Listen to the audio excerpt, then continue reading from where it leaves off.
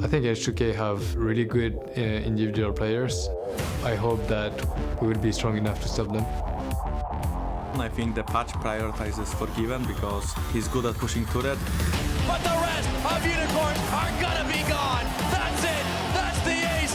H2 won. H2 wins. If they don't adapt in those 2 weeks, I feel like we can beat them because they just take their time. But if they do, they are like unstoppable. I don't think H2k really has any outstanding player. I think they're just solid as a team. We can beat Fnatic if we just manage to keep ourselves focused on the bigger goal. And it's a 2-for-1, maybe more. Double kill for Spirit. Featherman pushes him right back in for the double, and that's gonna be the ace.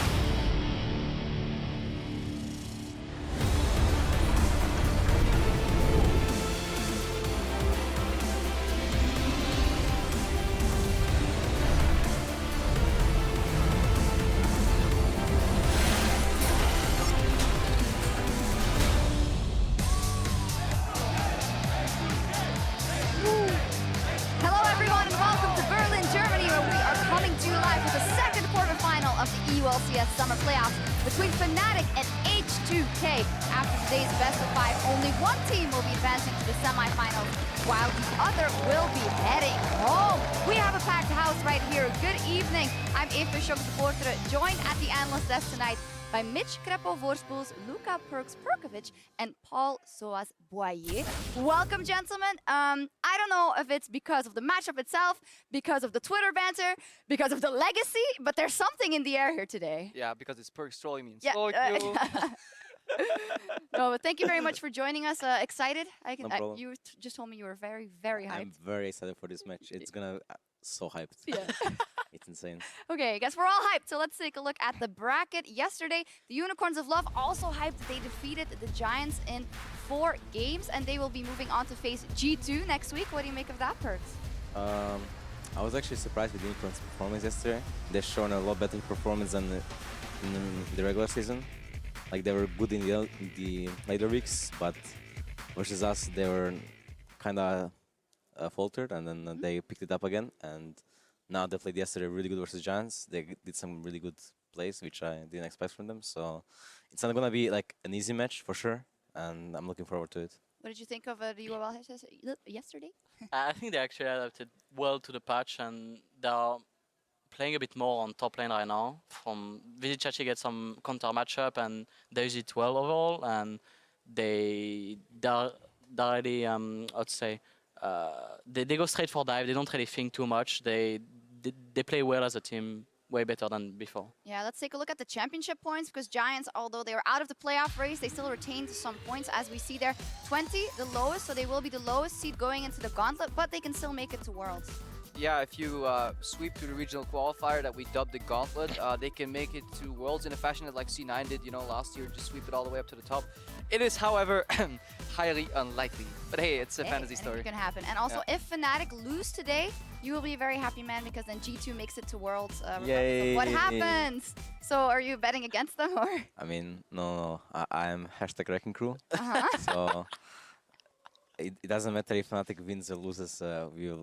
We'll most likely go to Worlds, I think. Okay, we'll see if that happens and how it happens, and we'll also see what happens on 6.15. Yesterday was the first day we saw it in the EU LCS.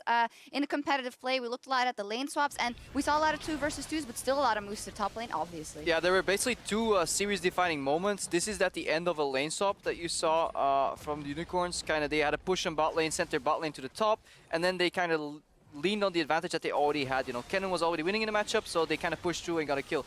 And then this was the second series-defining moment where VODS honestly should have died, but he got quite lucky that Maxor pulled a Soaz. Unluckily hit a creep.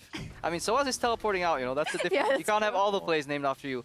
But yeah, like he outplayed the situation as well as he could, but by all rights and purposes, he should have died there. But that was Maxor making a fumble, and that pretty much spelled the end of the last game too. Unicorns took a clean 3rd win in the series then in game 4, and they definitely deserve to be the winning team. Yeah, what else did you guys notice, of course, from the other leagues and from scrimming, Perks, in terms of 6.15?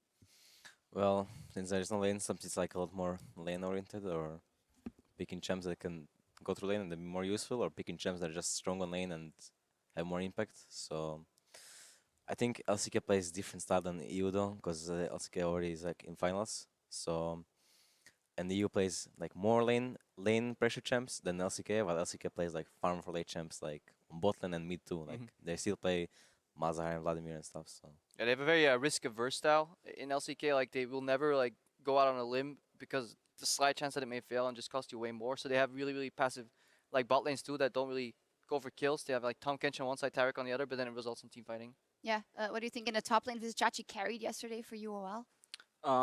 It looks like they don't really know so well each other, and that's the main difference between like LCK and Europe. VODS, well, he's playing really aggressive. He have always been playing super aggressive when he was playing Eloy or other champions like this.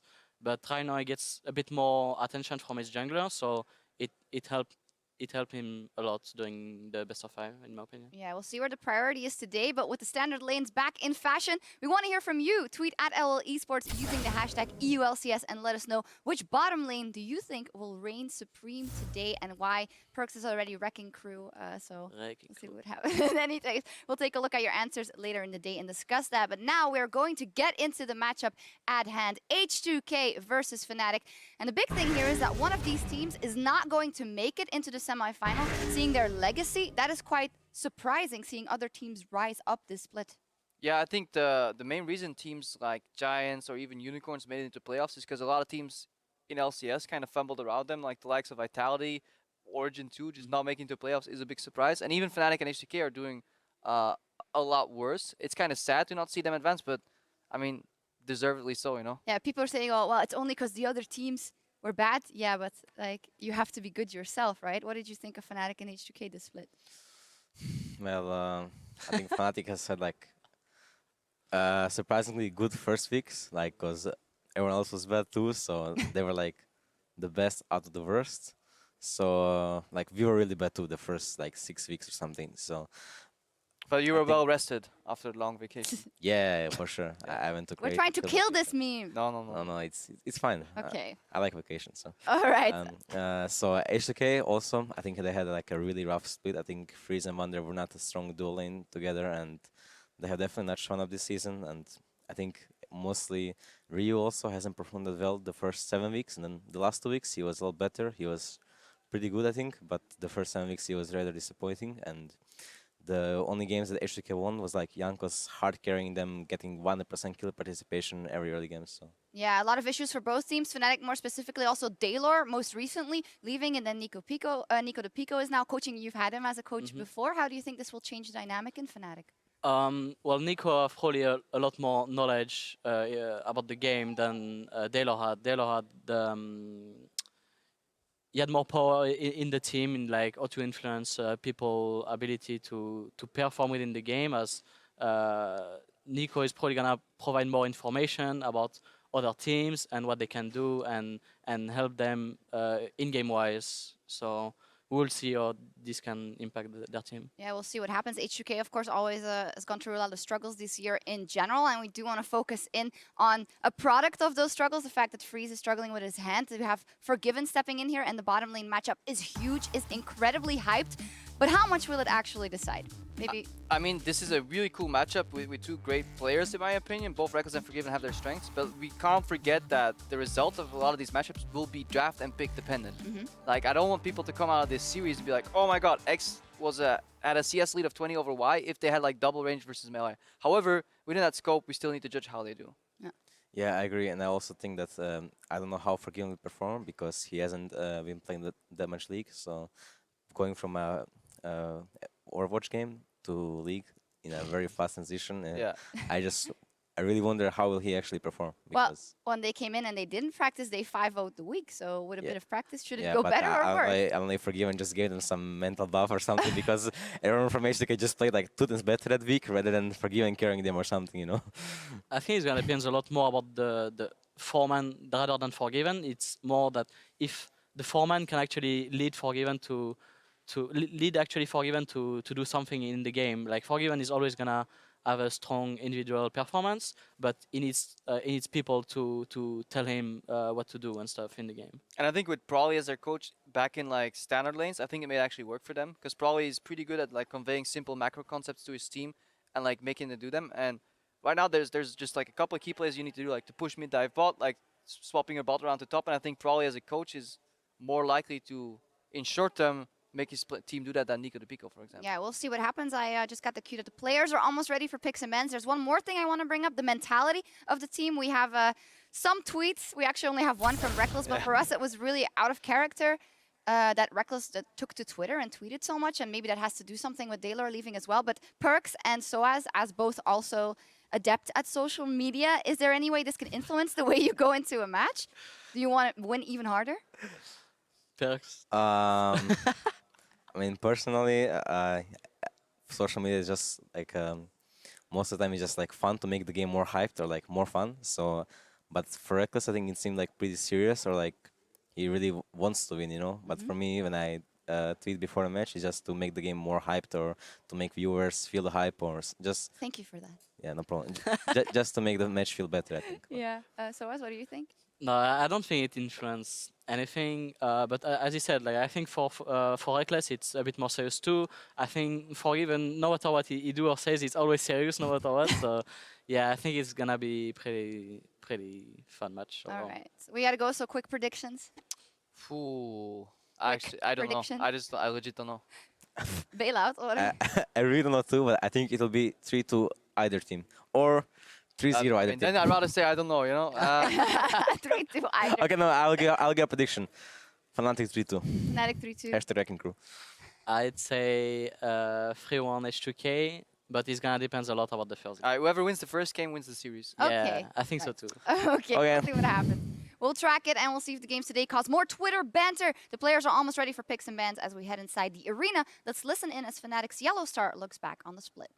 This split, and more specifically this year, has been very unstable for me, whether as an individual or as a team.